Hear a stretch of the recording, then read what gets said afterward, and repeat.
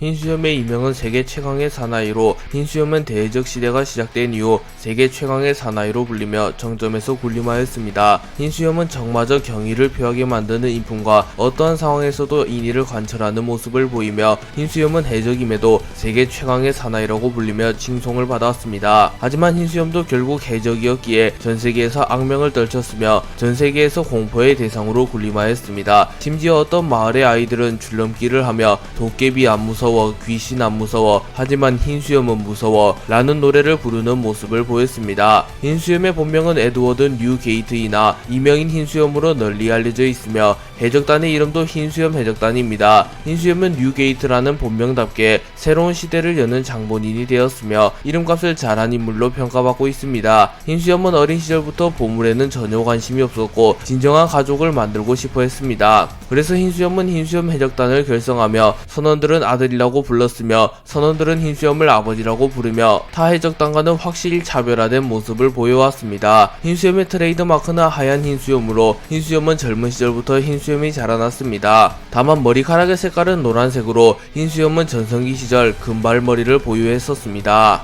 흰수염의 생일은 4월 6일로 4와 6을 일본어로 빠르게 읽으면 시로라고 읽히게 되며 시로는 흰수염의 일본어인 시로이게의 앞글자입니다. 흰수염의 나이는 일부를 기준으로 72세로 정상결전 당시 70세가 넘는 노인이었습니다. 하지만 흰수염은 전설로 불리우는 흰수염, 거프, 생쿠쿠, 레일리 중에서는 나이가 가장 어리며 생쿠쿠보다는 무려 5살이나 어립니다. 하지만 이들 중 흰수염이 가장 노안이며 사실상 몸관리도 가장 못하였기에 유독 흰수염만 노화가 빨리 온 듯한 모습을 보였습니다. 흰수염의 키는 666cm로 인간임에도 불구하고 매우 큰 키를 지닌 인물입니다. 흰수염의 취미는 저금으로 흰수염은 막대한 부를 이루었음에도 돈을 매우 아끼는 모습을 보입니다. 흰수염은 스핑크스 섬 출신의 고아로 어린 시절부터 스핑크스 섬에 천상금을 내기 위하여 무수히 많은 적을 무찔러 왔으며 이 때문에 어린 시절부터 돈을 아끼는 습관이 생기게 되었고 어른이 돼서도 돈을 심하게 아끼는 구두쇠가 된 것으로 추정됩니다. 흰수염은 어린 시절부터 무력이 상당했을 것으로 추정되며 힘력이 적힌 티를 입고 있는 것으로 보아 거친 유년 시절을 보내왔던 것으로 보입니다.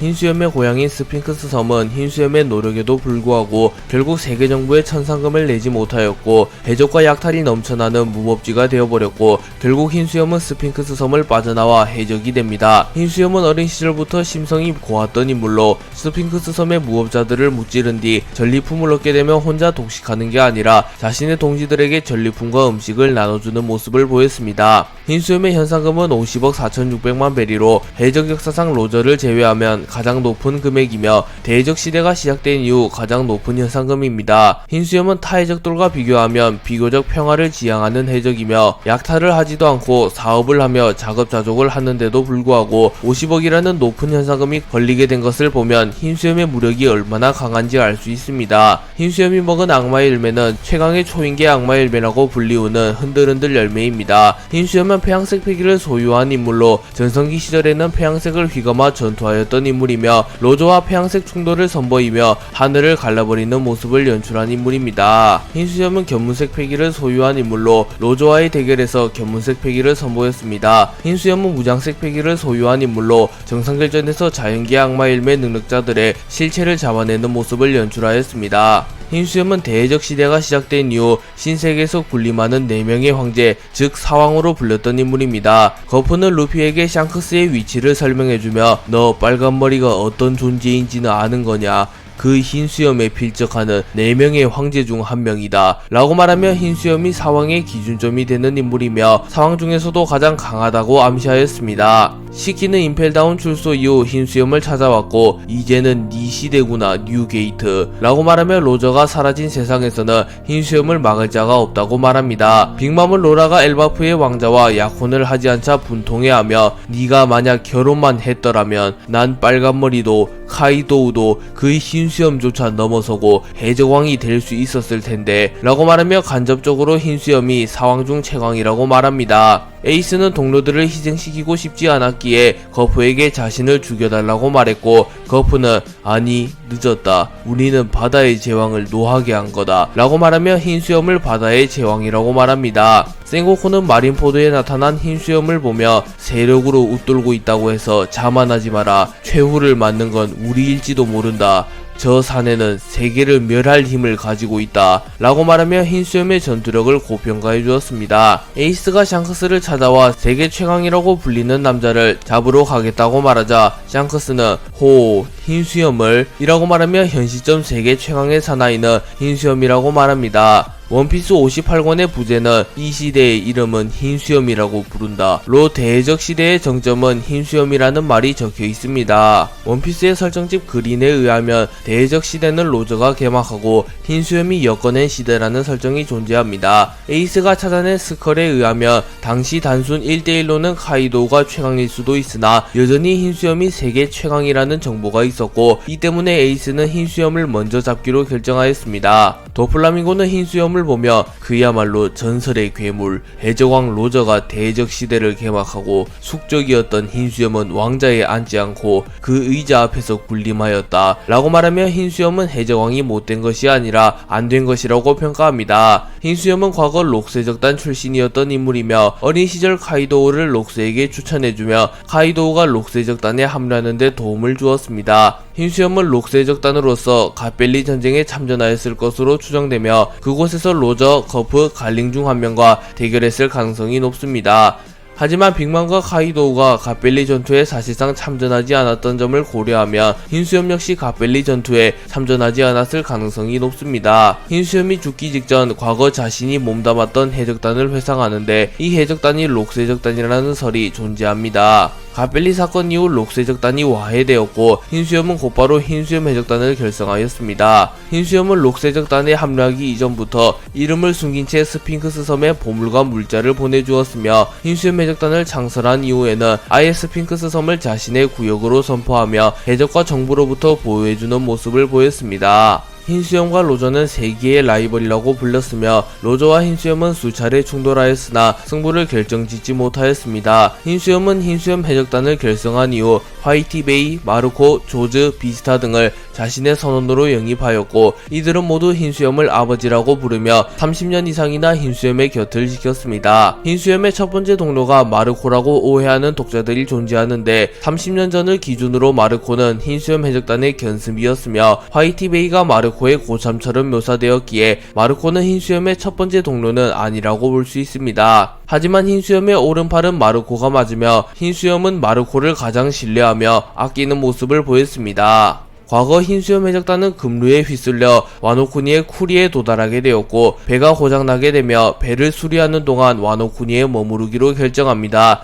그리고 이 소식이 오뎅에게 들어가게 되었고 오뎅은 쿠리의 신비한 족제비가 나타났다는 소식을 듣고 곧바로 쿠리로 향하며 흰수염과 만나게 됩니다. 오뎅은 흰수염을 발견한 이후 흰수염에게서 범상치 않은 기운을 느끼며 흰수염에게 호기롭게 덤벼들었으나 참패하였고 오뎅은 흰수염의 매력을 느끼며 자신을 동료로 받아달라고 말합니다. 하지만 흰수염은 오뎅이 폐양색 패기를 가졌으며 한나라의 왕족이라는 이유 때문에 거부합니다. 그러나 오뎅은 자신의 고집을 꺾지 않고 흰수염 해적단이 출항하자 곧바로 모비딕에 매달렸고 결국 흰수염은 3일 동안 정신줄을 놓지 않고 배에 매달려 있는다며 동료로 받아주겠다고 말합니다. 오뎅은 흰수염의 배에 2일 23시간 정도를 매달리며 흰수염의 테스트에 통과할 것처럼 보였으나 어느 섬에서 여인의 비명이 들려왔고 오뎅은 그 여인을 외면할 수 없었기에 결국 흰수염의 테스트를 저버린 채 어느 섬으로 향합니다. 흰수염은 비록 오뎅이 자신의 테스트에 실패했으나 야망보다 인의를 우선으로 하는 모습에 감동하며 오뎅을 자신의 동료로 받아들였고 오뎅만큼은 자신의 아들로 삼지 않고 동생으로 삼았고 오뎅도 흰수염을 형이라고 부르며 따랐습니다.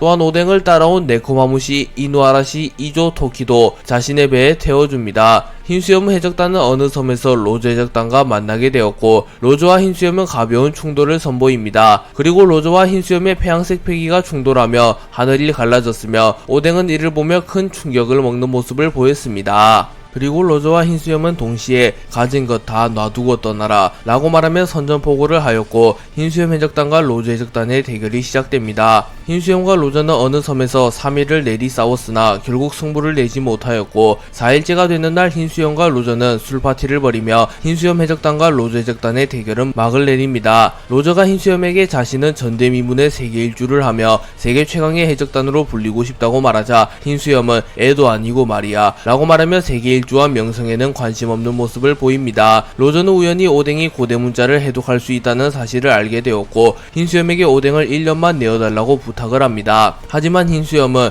로저 나에게서 가족을 빼앗겠다는 거냐 라고 말하며 로저의 제안을 거부하였으나 오뎅이 스스로 가게 해줘 흰수형 이라고 말하였으며 로저가 무릎을 꿇고 간곡하게 부탁하자 결국 흰수염은 로저에게 오뎅을 내어줍니다. 로저가 해적왕에 등극한 이후 죽기 직전 흰수염을 찾아왔고 흰수염과 로저는 어느 섬에서 술을 마시게 됩니다. 로저는 흰수염에게 라프텔로 가는 방법과 라프텔에서의 생존 방식을 알려주려 했으나 흰수염은 들어봤자 관심 없어서 안 간다고 말하며 거절합니다. 로저가 자신의 진짜 이름이 골드 로저가 아닌 골디 로저라는 사실을 말해주자 흰수염은 D가 무엇이냐고 물었고 로저는 먼 옛날의 이야기다 라고 대답했고 이는 공백의 100년과 연관이 있을 것으로 추정됩니다. 그리고 이때 흰수염은 세상의 진실을 알게 되었을 것으로 추정됩니다. 흰수염은 과거 넵튠에게 은혜를 입게 되었고 이때 흰수염과 넵튠은 우정의 술잔을 나눕니다. 그리고 흰수염은 은혜를 갚기 위하여 어인섬을 자신의 구역으로 선포하였고 비로소 어인섬에는 평화가 찾아옵니다. 그리고 징배는 흰수염에게 감사함을 느끼며 흰수염을 자신의 은인이라고 칭하며 흰수염을 따르기 시작합니다. 흰수염은 한 신문을 통하여 에이스의 활약상을 보게 되었고 젊은 놈이 그렇게 서두르면 어떡하나 라고 말하며 후배 걱정을 하는 모습을 보입니다. 그리고 머지않아 에이스가 흰수염의 앞에 나타났고 흰수염은 주먹을 뻗지조차 않으며 에이스를 제압하며 에이스에게 세상의 벽이 얼마나 높은지 실감시켜줍니다.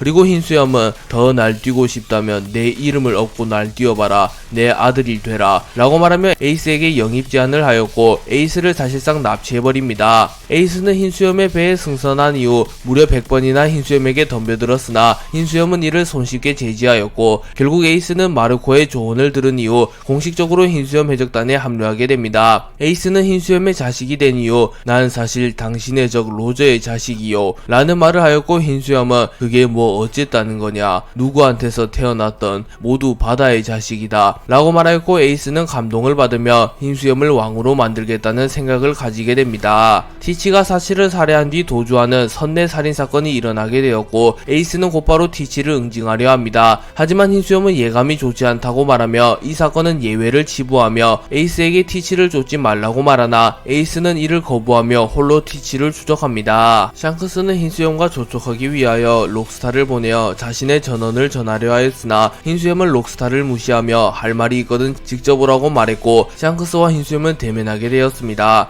그리고 샹크스는 자신의 눈에 상처를 가리키며 자신의 눈에 상처를 낸 장본인은 티치이며 에이스의 실력으로는 티치를 잡지 못한다고 말하며 에이스를 귀환시키라고 말했으나 흰수염은 에이스의 체면을 세워주기 위하여 나에게 조언을 하기엔 100년은 이르다 라고 말하며 샹크스의 제안을 거부합니다. 그리고 샹크스와 흰수염은 결국 한 차례 충돌하게 되었고 흰수염과 샹크스의 충돌로 인하여 하늘이 갈라지게 됩니다. 에이스가 티치에게 패배하게 되었고 티치가 에이스를 세계정부에 넘기게 되며 세계정부에서 에이스의 공개 처형을 발표하게 됩니다. 그리고 흰수염과 세계정부의 충돌이 사실상 확실시되게 되며 정상결전이 발발하게 되었고 세계정부에서는 흰수염을 막기 위하여 해군본부 7무회를 모두 소집하며 모든 정의의 힘을 끌어모읍니다. 그리고 세계정부의 예상대로 흰수염이 마린포드에 나타났고 흰수염은 내가 사랑하는 아들은 잘 있겠지 라고 말하며 전쟁의 시작을 알립니다. 흰수염은 정상결전이 시작되자마자 흔들흔들 열매의 능력을 사용하여 강력한 해진을 일으켰고 순식간에 마린포드 전체를 뒤덮을 만한 크기의 쓰나미가 생성됩니다.